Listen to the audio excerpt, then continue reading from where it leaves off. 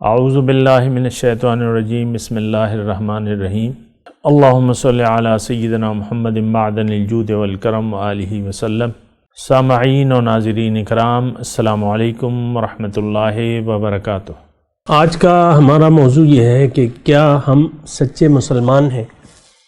تو دیکھیں، یہ سوال تو ہم نہیں کرتے، اپنے آپ سے نہ کرتے ہیں، نہ سوچتے ہیں اس کے بارے میں، لیکن بات یہ ہے کہ اگر ہم حقیقت دیکھیں تو ہماری زندگی میں سچائی کا کوئی شعبہ نہیں ہے۔ ہم جھوٹ پر، ہماری زندگی کی بنیادیں جو ہیں وہ ایک جھوٹ پر ہیں۔ ہم جھوٹے لوگ ہیں، نمبر ایک، اور ہماری زندگی کی بنیاد جو ہے وہ جھوٹ پہ ہے۔ جھوٹ کیا ہے؟ کہ دنیا اصل ہے، اور دنیا کو دیکھو، دنیا کماؤ اور بس کماؤ اور کماؤ، اور دنیا میں تمہاری اصل کامیابی دنیا ہے۔ یہ ہماری زندگی کی بنیاد جو ہمیں ڈالی گئی ہے ہمارے بڑوں نے، اور یہ یعنی صرف بڑوں کی بات نہیں ہے، صدیوں کی بات ہے کہ ہم نے اپنی منزل سے آج کا مسلمان بھٹک چکا ہے۔ یہ صدیوں کا واقعہ ہے۔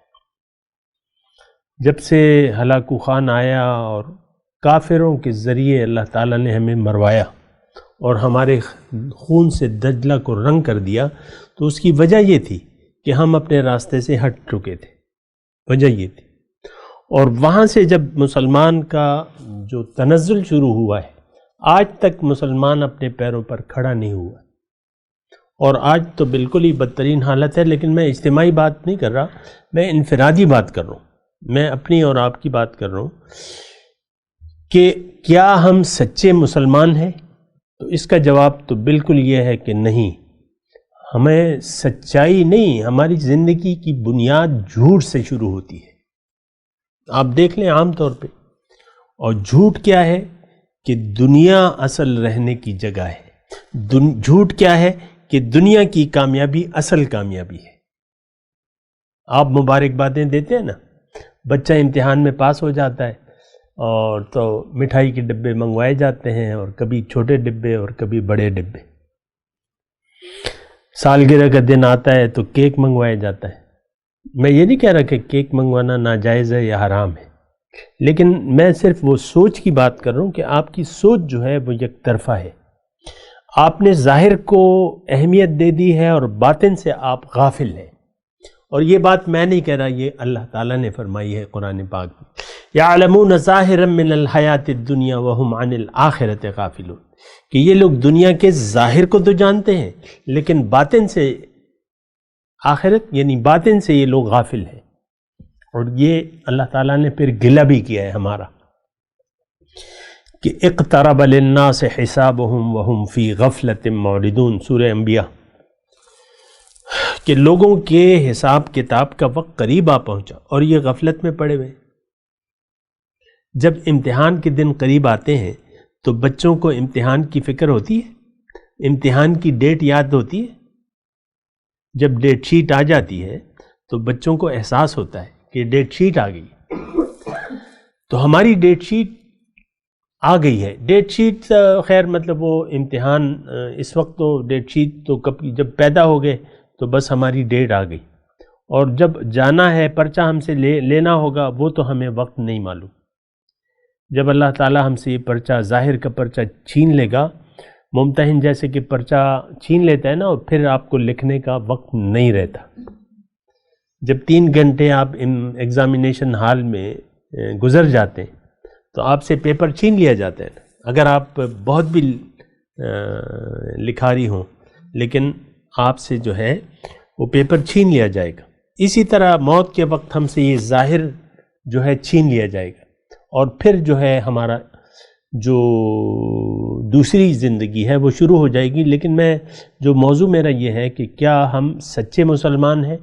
دیکھیں، اس گمان میں آپ نہ رہیں کہ ہماری زندگی میں کوئی سچائی ہے، کیونکہ جھوٹ کو آپ سچ سمجھ لیں تو یہ تو بہت بڑی غلطی ہوگی اور بہت بڑا نقصان ہوگا۔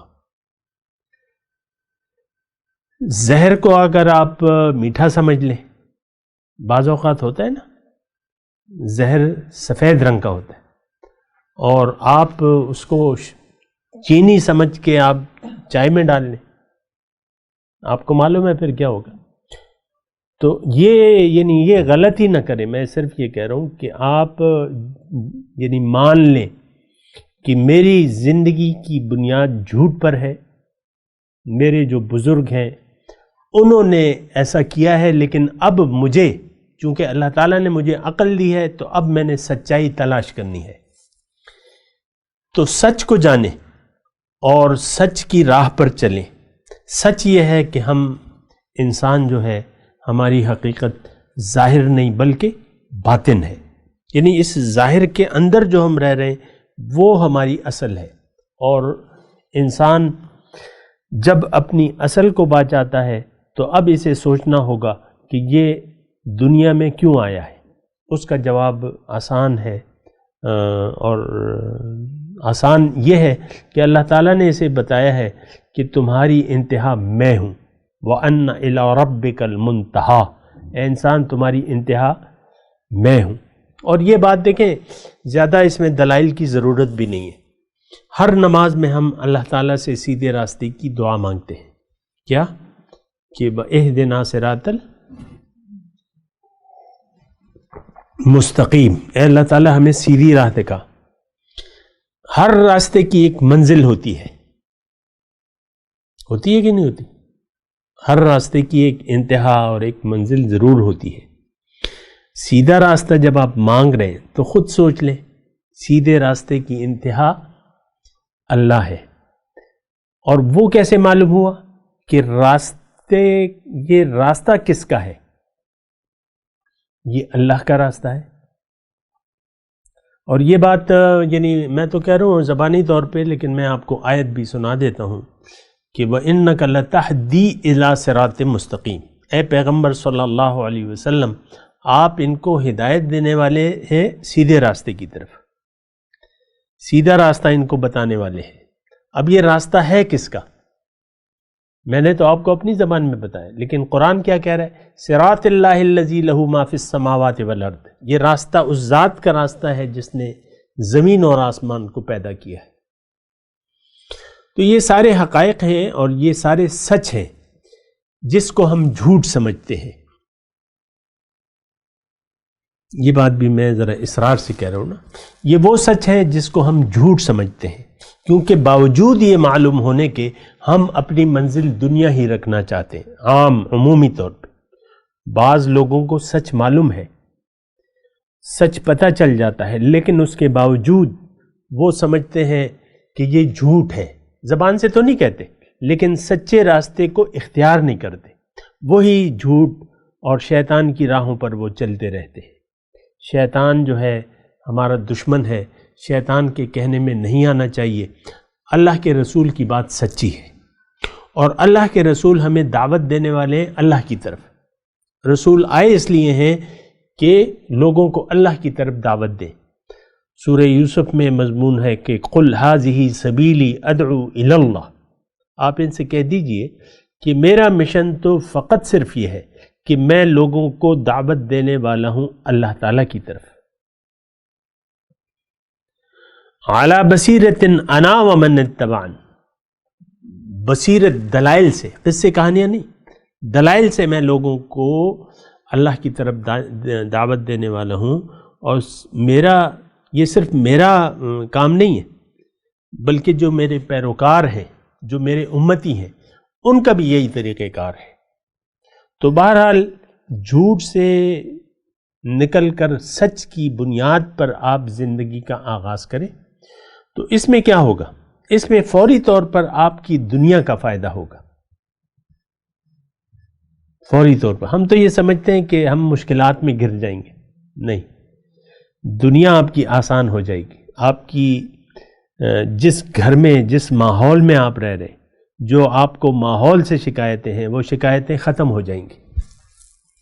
ویسے ہی میں آپ کو بتا رہا ہوں، آپ کی زندگی میں ایک سکون آ جائے گا، ایک اطمینان آ جائے گا، کیونکہ اللہ تعالیٰ نے آپ کو جس ماحول میں آپ ہیں، اس ماحول میں اللہ نے آپ کو رکھا ہے۔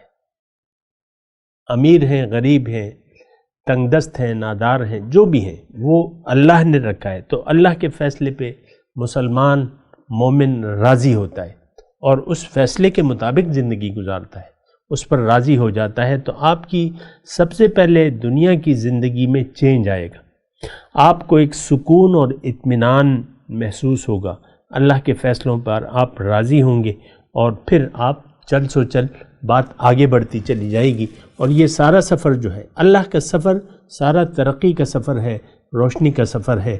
وآخر دعوانا ان الحمد للہ رب العالمین۔